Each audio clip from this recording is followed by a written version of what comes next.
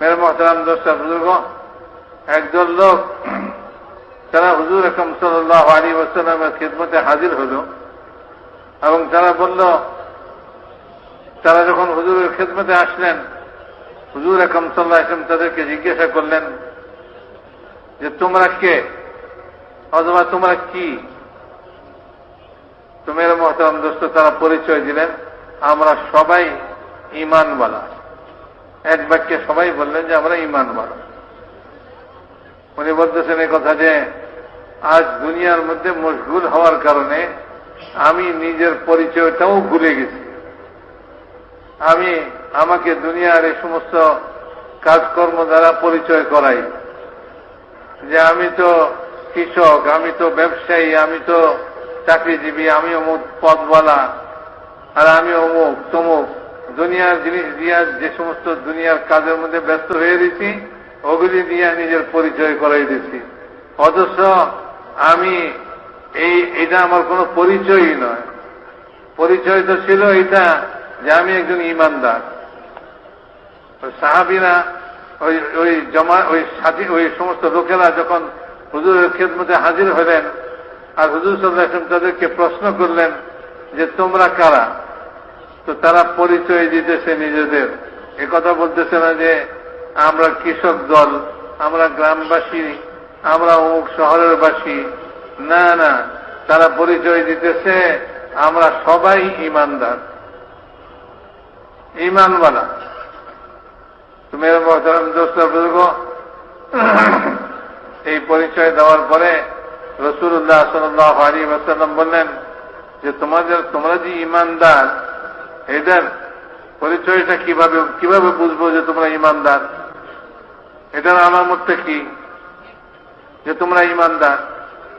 তো ওনারা বললেন আমাদের মধ্যে 15টা খাসলত, 15টা অভ্যাস আমাদের মধ্যে আছে, 15টা জিনিস আমাদের মধ্যে আছে।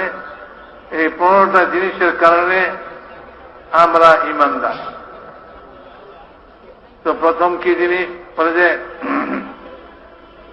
প্রথম 5টার কথা উল্লেখ করলেন। বলে প্রথম 5টা হলো এই যে আমরা আল্লাহ তাআলার উপরে ঈমান রাখি, তার সমস্ত গুণাবলী সহকারে উনি যেমন আছেন তেমন। আমরা আল্লাহ তাআলাকে সম্পূর্ণভাবে আয়ত্তে আনতে পারি না। আল্লাহ তাআলার গুণাবলী সম্পর্কে আমরা জানি, আল্লাহ তাআলার কি কি গুণ আছে। আল্লাহ তাআলার সত্তাকে কেউ আয়ত্তে আনতে পারে না। সেই জন্য বলতেছেন যে আমরা আল্লাহ তাআলার উপরে তার সমস্ত গুণাবলী সহকারে যেমন তিনি আছেন তেমন ভাবেই আমরা ঈমান রাখি, আল্লাহ তাআলার উপরে ঈমান রাখি। দ্বিতীয় জিনিস হল আমরা আল্লাহ তাআলার ফেরেশতাদের উপরে ঈমান রাখি এবং আমরা আল্লাহ তাআলার কিতাব সমূহের উপরে ঈমান রাখি। কিতাবের উপরে ঈমান রাখার কি অর্থ? কোরআনকে কোরআন মনে করা, আল্লাহ তাআলার কিতাব মনে করা। যারা রাসূলুল্লাহ সাল্লাল্লাহু আলাইহি ওয়াসাল্লামকে মানে নাই তারাও এই কথা বলতো যে আসমানি কিতাব শেষ কিতাব, এরপরে আর কোনো কিতাব আসমান থেকে নাযিল হবে না। কিন্তু আল্লাহর রসূলকে মানতেছে না, আল্লাহর রসূলকে স্বীকার করতেছে না। কিন্তু তারা এই কথা জানে, তারা এই কথা বলে যে এটাই আসমানি শেষ কিতাব। তো মেরে মোহতারাম দর্শক, কিতাবকে কিতাব জানা, আসমানি কিতাব কোরআন জানা, এটার উপরে ঈমানের অর্থ নয়। এই কিতাবের উপরে ঈমান আনার অর্থ হল যে কিতাব আল্লাহ তাআলার কিতাব যে জিনিসকে হারাম করছে সেটাকে হারাম জানা, যেটাকে হালাল করছে সেটাকে হালাল জানা। এটা হলো কিতাবের উপরে ঈমান। যে আমি কোরআনের উপরে ঈমান রাখি, কি মানি? যে কোরআন যেটাকে নিষেধ করছে সেটা থেকে আমি বিরত থাকি, আর কোরআন যেটা আদেশ করছে আমি সে আদেশকে পালন করছি। যদি আমি কোরআনের নিষেধকৃত কাজকে না ছাড়ি তা আমি কোরআনের উপরে ঈমান আনি না। হুজুর আকরাম সাল্লাল্লাহু আলাইহি ওয়াসাল্লামের মজলিসে একজনে গীবত করছে। রাসূলুল্লাহ সাল্লাল্লাহু আলাইহি ওয়াসাল্লাম বললেন, তুমি তো আল্লাহর কিতাবকে নিয়ে ঠাট্টা মশকরা করতেছ, খেল তামাশা করতেছ। বলে না ইয়া রাসূলুল্লাহ, আমি আল্লাহর কিতাবের উপরে ঈমান রাখি। হুজুর আকরাম সাল্লাল্লাহু আলাইহি ওয়াসাল্লাম বললেন, যে ব্যক্তি আল্লাহর কিতাবের হারাম করা জিনিসকে হালাল মনে করে সে আল্লাহর কিতাবের উপরে ঈমান আনে নাই। আল্লাহ তো গীবতকে হারাম করে দিয়েছে, অন্যের দোষ চর্চাকে, তার অনুপস্থিতিতে অন্যের দোষ চর্চাকে, এটাকে আল্লাহ তাআলা হারাম করে দিয়েছে। কাজে তুমি অন্যের দোষ চর্চা করতেছ, দোষ আলোচনা করতেছ, তো তুমি তো আল্লাহ তাআলার কিতাবে নিষেধকৃত কাজকে করতেছ। কাজে তুমি আল্লাহর কিতাবের উপরে ঈমান আনো না। মেরে মুহতারাম দোস্ত বুজুর্গ, আল্লাহর কিতাবের উপরে ঈমান আনার অর্থ এই নয় যে এটাকে আমি আসমানি কিতাব হিসেবে জানি, আল্লাহর কিতাব হিসেবে জানি, বরং এটাকে আল্লাহর কিতাব হিসেবে ঈমান আনার অর্থ হল এই যে কিতাবে যা নিষেধ করা হয়েছে এটা থেকে আমি বিরত থাকি, এবং আমি এটার মধ্যে যা আদেশ করা হয়েছে আমি ওই আদেশকে পালন করি, চাইলে আমি কিতাবের উপরে ঈমান রাখি। তো তারা জবাব দিতেছেন যে আমরা আল্লাহর কিতাবের উপরে ঈমান রাখি। আল্লাহর কিতাবের উপরে ঈমান রাখার এই অর্থ। মেরে মুহতারাম দোস্ত বুজুর্গ, তারা বলেন আমরা সমস্ত রসূলদের উপরে ঈমান রাখি এবং আমরা এই কথা বিশ্বাস করি যে আখিরাতের দিন হবে, কিয়ামতের দিন হবে, এবং আমরা এই কথা বিশ্বাস করি যে যা কিছু দুনিয়াতে ঘটে সব ভালো মন্দ আল্লাহ পাকই ঘটান, আল্লাহ পাকের হুকুমের দ্বারাই হয়। তো আমরা এই 5টা বিষয়ের উপরে আমরা ঈমান রাখি। বলে যে এরপরে বলে আমল করো, এরকম 5টা বিষয় কি? বলে যে আমল করি 5টা বিষয় হলো যে একটা হলো যে আমরা নামাজ কায়েম করি। আমরা একথা সাক্ষ্য দেই, সাক্ষী দেওয়া এটা আমল। যে একজনে সাক্ষী দিল, মুখ দিয়েই তো সাক্ষী দেয়, আশহাদু আল্লা ইলাহা ইল্লাল্লাহ বলল, তো সে মুখ দিয়ে সাক্ষ্য দিল এই কথা যে আল্লাহ ছাড়া কোনো মাবুদ নেই। তো ওনারা বলতেছেন যে আমরা একথা সাক্ষ্য দেই যে আল্লাহ ছাড়া কোনো মাবুদ নেই, এবং আমরা এই কথা সাক্ষ্য দেই যে হযরত মুহাম্মদ সাল্লাল্লাহু আলাইহি ওয়াসাল্লাম আল্লাহর রাসূল। তো কাজে এটা আমাদের আমল, ঈমানের ভিত্তিতে আমাদের আমল। 2 নম্বর হলো আমরা নামাজ কায়েম করি। তো মেরে মুহতারাম দোস্ত বুজুর্গ, নামাজ কায়েম করার কি অর্থ? নামাজ কায়েম করার অর্থ এই নয় যে আমি নামাজ পড়ি। নামাজ কায়েম করার অর্থ হলো এই যে নামাজকে সুন্দর থেকে সুন্দর ভাবে, যেভাবে নামাজ পড়তে বলা হয়েছে সেইভাবে নামাজকে ঠিক করে পড়ি। নামাজ কায়েম করার এক অর্থ তো এই যে আমি নিজে নামাজকে উত্তম থেকে উত্তম রূপে নামাজকে আদায় করি। বলে যে উত্তম থেকে উত্তম রূপে নামাজ আদায় করার কি উপকারিতা, কি ফায়দা? বলে যে নামাজকে উত্তম থেকে উত্তম রূপে আদায় করবে তো এই নামাজ তাকে সমস্ত গর্হিত কাজ থেকে এবং সমস্ত খারাপ কাজ থেকে তাকে বিরত রাখবে। আল্লাহ তাআলার নিষেধ কাজ থেকে তাকে এই নামাজই বিরত রাখবে। যতক্ষণ পর্যন্ত সে তার নামাজকে উত্তম না বানাইছে তো নামাজও পড়বে, আবার আল্লাহ তাআলার নিষেধ করা কাজও লিপ্ত হবে, খারাপ কাজও করবে। তো মেরে মুহতারাম দোস্ত, নামাজ উত্তম হয়েছে কিনা এটার পরিচয় হলো এটা যে সে নামাজ পড়ে খারাপ কাজ থেকে বিরত থাকে। হযরত আব্দুল্লাহ ইবনে মাসউদ রাদিয়াল্লাহু তাআলা বলতেন যে নামাজ, যার নামাজ উত্তম হয় নাই,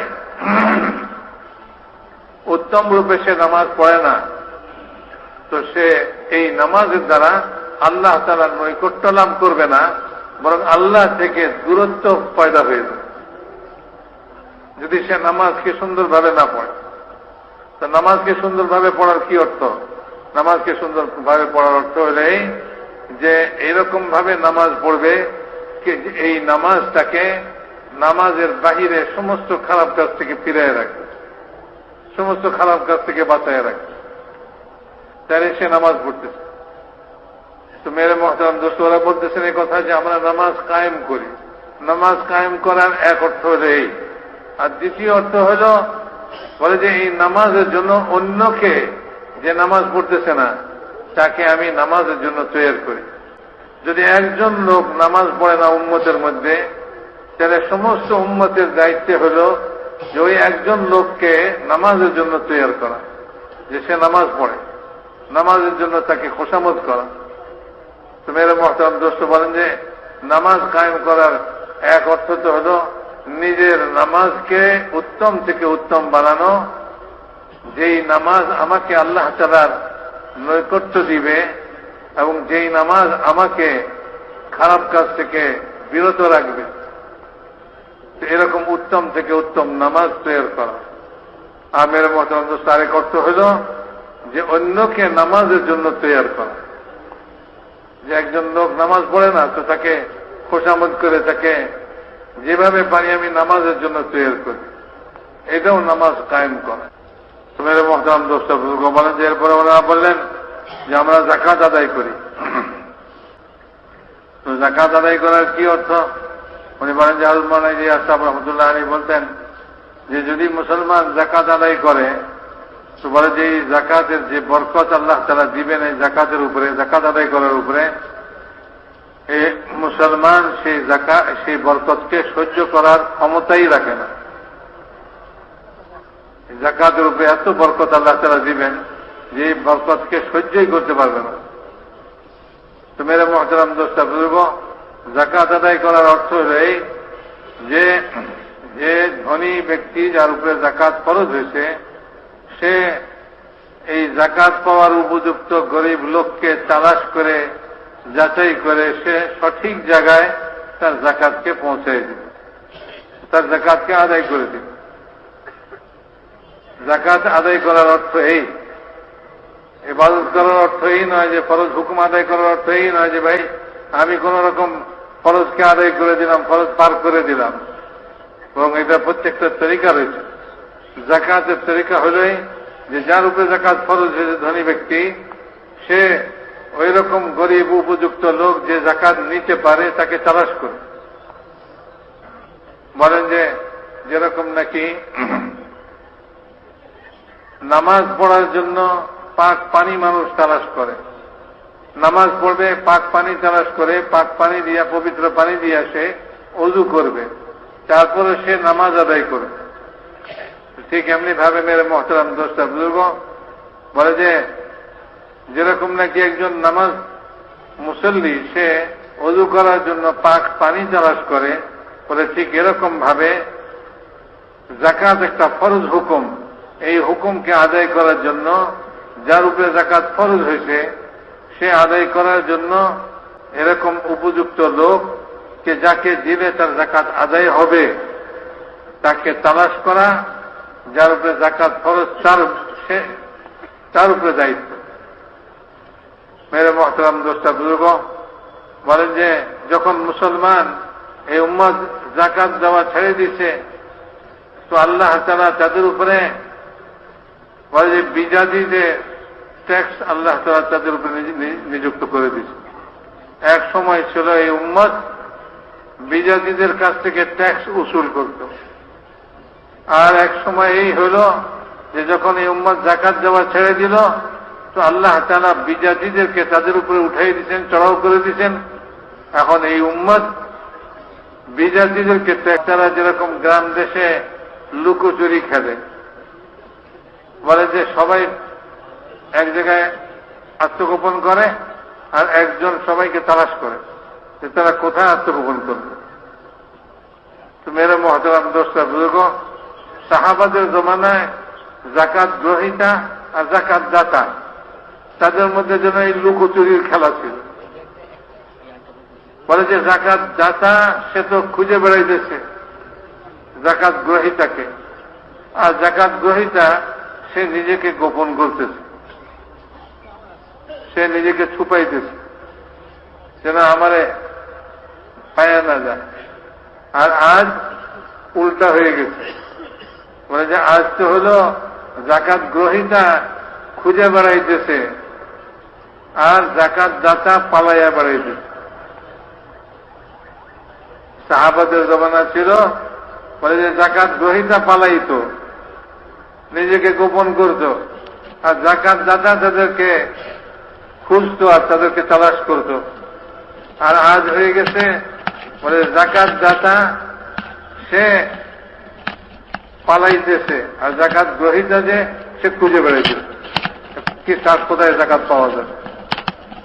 মেরে মহতারাম দোস্তা বুজুর্গ বলেন যে জাকাত যেটা, এটাকে আজ আমরা বিকৃত করে ফেলি, জাকাত দিতেছি না।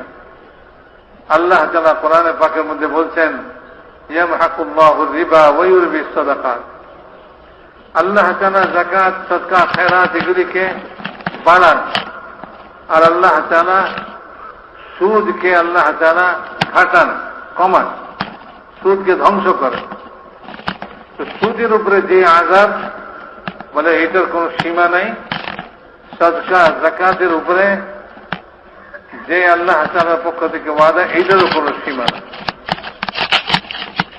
মেরে মহতারাম দোস্তা বুজুর্গ, সুদি লেনদেন বলে এটার দ্বারা কি হইতেছে, বলে এটার দ্বারা তো আমি আমার শরীরকে নাপাক করতেছি। আল্লাহ তাআলা যেটাকে হারাম করছেন এটাকে ঢুকায়া এটা খায়া আমি শরীরে রক্ত তৈরি করতেছি, আর শরীরে রক্ত মাংস তৈরি করতেছি, এসবই আমার হারাম হইতেছে। তা আমার ইবাদত কি করে আল্লাহ তাআলার কাছে কবুল হবে, আমার দোয়া কি করে আল্লাহ তাআলার কাছে কবুল হবে। মেরে মহতারাম দোস্তা বুজুর্গ, যেরকম আমার দোয়া কবুল করাইবার জন্য আল্লাহর কাছে, আর আমার ইবাদতকে শুদ্ধ করার জন্য আল্লাহ তাআলার কাছে কবুল করাইবার জন্য যেমন আমাকে পবিত্র পানি দিয়ে ওযু করতে হয়, বলে ঠিক এরকম ভাবে আমার শরীরকেও পাক রাখতে হবে এই হারাম খাদ্য থেকে, সুদ থেকে। আমার শরীরকে, শরীরের রক্ত মাংসকে আমার পাক পবিত্র রাখতে হবে। মেরে মহতারাম দোস্তা বুজুর্গ বলে যে ব্যক্তি সুদ খায় সে তো আল্লাহ তাআলা বলতেছেন সে তো আল্লাহ এবং আল্লাহ রসুলের সঙ্গে যুদ্ধ ঘোষণা করছে। বলেন যে সুদি কারবার করতেছে তো সে আল্লাহ আল্লাহ রসুলের সঙ্গে যুদ্ধ ঘোষণা করছে। তো সে যে যুদ্ধ ঘোষণা করছে তার দোয়া আল্লাহর কাছে কিভাবে কবুল হবে, সে আল্লাহর কাছ থেকে কিভাবে নিবে? আল্লাহ যে তার প্রতিপক্ষ হইল, সে আল্লাহর সঙ্গে যুদ্ধ ঘোষণা করছে। এই জন্য মেরে মহতারাম দোস্তা বুজুর্গ, এই সব কিছুর কারণ হইল বলে যে জাকাত যেভাবে আদায় করার ছিল সেভাবে আমরা জাকাত আদায় করে না বলে এই সব মুসিবতের মধ্যে আমরা পড়ছি। যদি জাকাত শুদ্ধভাবে আদায় হয়, ঠিকভাবে আদায় হয়, হযরত মাওলানা ইলিয়াস সাহেব রহমাতুল্লাহ আলাইহি কথা বলতেন যে জাকাত যদি সঠিকভাবে মুসলমান এই উম্মত আদায় করে তো এই জাকাতের যে পিছনে যে আল্লাহ তাআলার যে বরকতের ওয়াদা রয়েছে সেই বরকতকে সহ্য করার ক্ষমতাই নেই। এত বরকত রয়েছে যে এই বরকতকে উম্মত সহ্যই করতে পারে। মেরে মহতারাম দোস্তা বুজুর্গ বলে যেহেতু এই জাকাত এখন আদায় করার মতো সঠিক পদ্ধতি আমাদের কাছে নাই, সেজন্য বলে যে এটার কোনো বরকতও আমরা দেখতে পাইতেছি না, এবং এটার না দেওয়ার কারণে, সঠিকভাবে না আদায় করার কারণে বলেন যে ভাই সুদ আমাদের উপরে চাপছে, সুদি কারবারের মধ্যে লাগছি, আল্লাহর সঙ্গে যুদ্ধ ঘোষণা করতেছি, শরীরে রক্ত মাংস সব এগুলিকে আমি নাপাক করতেছি, আর এগুলি দিয়েই নামাজ পড়তেছি, আর এগুলি লয়েই আমি আল্লাহ তাআলার কাছে লম্বা লম্বা দোয়া করতেছি আর আশা করতেছি, কি করে হবে? এই জন্য বলেন বলে তারা এই কথা দ্বিতীয় কথা যেটা বললেন সেটা হলে, তৃতীয় কথা বললেন যে আমরা জাকাত আদায় করি। তো জাকাত আদায় করা এটা বহুত বড় জিনিস, যে যখন জাকাত আদায় করবে তো এটার বরকতকে, এটার পিছনে যে বরকত আছে এই বরকত সহ্য করার মতো ক্ষমতাই আমাদের নেই। এত বরকত আল্লাহ তাআলা এদের পিছনে রাখছে। মেরে মহতারাম দোস্তা বুজুর্গ বলে যে এরপরে যারা বললেন যে আমরা বাইতুল্লাহর হজ করি আর আমরা রমজান মাসে রোজা রাখি, এই 5 আমল আমাদের মধ্যে আছে। মেরে মহতারাম দোস্তের পরে বলে যে আর 5টা জিনিস আছে যেটা ইসলামের পূর্ব যুগ থেকে আমাদের মধ্যে আছে। ইসলাম আনার আগে থেকেই আমাদের মধ্যে এই 5টা খাসলত আছে, 5টা অভ্যাস আমাদের আছে। সেই 5টা অভ্যাসের মধ্যে প্রথম হল সবর, যে আমরা সবর করবে বলা। উনি বলেন যে ভাই এমন 5টা বিষয় তাদের মধ্যে আছে ছিল, যেটা ইসলামের পূর্ব যুগ থেকে ছিল, আর ইসলাম আসার পরও আজ এই জমানায় এই 5টা জিনিস পাওয়া মুশকিল হবে মুসলমানদের মধ্যে। অথচ তাদের মধ্যে এই 5টা গুণ ইসলামের পূর্ব যুগ থেকেই ছিল। এক হল সবর। সবরের কি অর্থ? বলে যে আজ উম্মত তো সবরকেই ভুলে গেছে। সবর কাকে বলে? সবর বলে হল যে বিভিন্ন পরিস্থিতির মোকাবেলায় আল্লাহ তাআলার হুকুমের উপরে জমা করে। বিভিন্ন পরিস্থিতির মোকাবেলায় আল্লাহর হুকুমের উপরে জমে থাকে। সে পরিস্থিতির শিকার হয়ে যায় না, আল্লাহর হুকুমকে ছেড়ে দিয়ে সে পরিস্থিতির শিকার হয় না। বলে পরিস্থিতি যেরকমই হোক না কেন, সে আল্লাহ তাআলার হুকুমের উপরে জমে। মেরে মুহতারাম দোস্ত, এটা হল সবরের অর্থ, যে আল্লাহ তাআলার হুকুমের মোকাবেলা, আল্লাহ বিভিন্ন পরিস্থিতির মোকাবেলায় সে আল্লাহ তাআলার হুকুমের উপরে জমে যায়, পরিস্থিতি যেরকমই হোক। মেরে মুহতারাম দোস্ত বুজুর্গ, বলে তার দ্বিতীয় জিনিস সেটা হল শকর। আমাদের মধ্যে শকর আছে। তো সবর ও শকর এরকম দুইটা গুণ। এক হাদিসের মধ্যে আসছে যে অর্ধেক ঈমান তো সবর, অর্ধেক ঈমান শকর। মানে কথা হলো যে যদি সে সবর করনেওয়ালা হয়ে যায় তো অর্ধেক ঈমান হাসিল করছে, আর শকর করনেওয়ালাও যদি হয় তাহলে তো পুরা ঈমানই হাসিল করছে। তো সবর শকর এই দুইটা জিনিস মিলেই ঈমান। শকর কাকে বলে? শকর বলে হলো কি যখন তার সচ্ছল অবস্থা হয়, ভালো অবস্থা হয়, নেয়ামতের অবস্থা হয়, তখনও সে এইরকম ভাবে আল্লাহ তাআলার সান্নিধ্য লাভের জন্য মেহনত করে, যেরকম নাকি অসচ্ছল অবস্থায়, অভাব অনটনের অবস্থায়, বিপদাপদের অবস্থায়, বন্যা দুর্যোগের অবস্থায়, বিভিন্ন রকমের দুনিয়ার পেরেশানির অবস্থার মধ্যে যেরকম সে আল্লাহ তাআলার কাছে কান্নাকাটি করে, আল্লাহ তাআলার দিকে রুজু হয়, আল্লাহর কাছে চায়, বলে যে সুখের অবস্থায়, সচ্ছল অবস্থায়, নেয়ামতের অবস্থায় সে এর চেয়েও বেশি আল্লাহর মুখী হয়। এই হল শুকর করনেওয়ালা। হুজুর আকরাম সাল্লাল্লাহু আলাইহি ওয়াসাল্লাম বলে যে যখন এই আয়াত নাযিল হল যে আপনারা আগে পিছে সব গুনাহকে মাফ করে দিলাম, আল্লাহ তাআলা বললেন হুজুর সাল্লাল্লাহু আলাইহি ওয়াসাল্লাম সম্পর্কে যে আপনার পূর্বের পিছনের সব গুনাহকে মাফ করে দিলাম। তখন রাসূলুল্লাহ সাল্লাল্লাহু আলাইহি ওয়াসাল্লাম নামাজের কিয়ামকে আরো দীর্ঘ করলেন, আর নামাজের সিজদাকে আরো দীর্ঘ করতে লাগলেন। খুব বেশি নামাজের মধ্যে কিয়াম লম্বা লম্বা করতে লাগলেন, সিজদা লম্বা লম্বা করতে লাগলেন।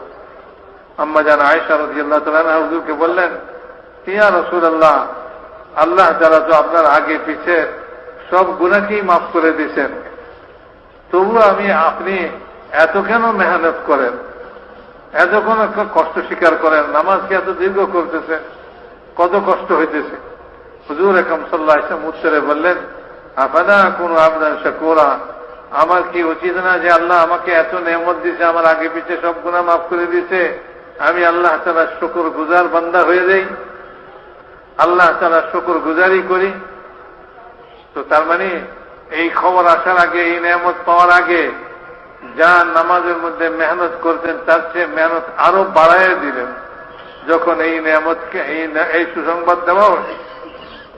এই জন্য মেরে মহতারাম দোস্তা বুজুর্গ, মানুষ তার খারাপ অবস্থার মধ্যে, দুরবস্থার মধ্যে, অভাব অনটনের মধ্যে, দুনিয়ার বিভিন্ন বিপদ আপদের সময় যেই পরিমাণ আল্লাহ তাআলার কাছে কান্নাকাটি করে এবং আল্লাহর কাছে সে ধন্না দেয়, বলে যে নেয়ামতের অবস্থায়, সুখের অবস্থায় সে এর চেয়েও বেশি আল্লাহ তাআলার কাছে কান্নাকাটি এবং এর চেয়েও বেশি আল্লাহ তাআলার ইবাদত বন্দেগীতে লাগে।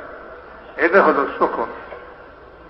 তো এই জন্য উনি বলেন যে উম্মত তো আজ সবরকেও ভুলে গেছে, শুকরও ভুলে গেছে। সবর কাকে বলে এটাও বুঝে না, শুকর কাকে বলে এটাও বুঝে না। মেরে মুহতারাম দোস্ত বুজুর্গ, অথচ তারা কি বলতেছে, বলে যে জাহিলিয়াতের যুগ থেকে, অর্থাৎ ইসলামের পূর্ব যুগ থেকে আমাদের মধ্যে এই গুণ আমাদের মধ্যে ছিল। মেরে মুহতারাম দোস্ত বুজুর্গ, এক হলো সবর আর এক হলো শুকর।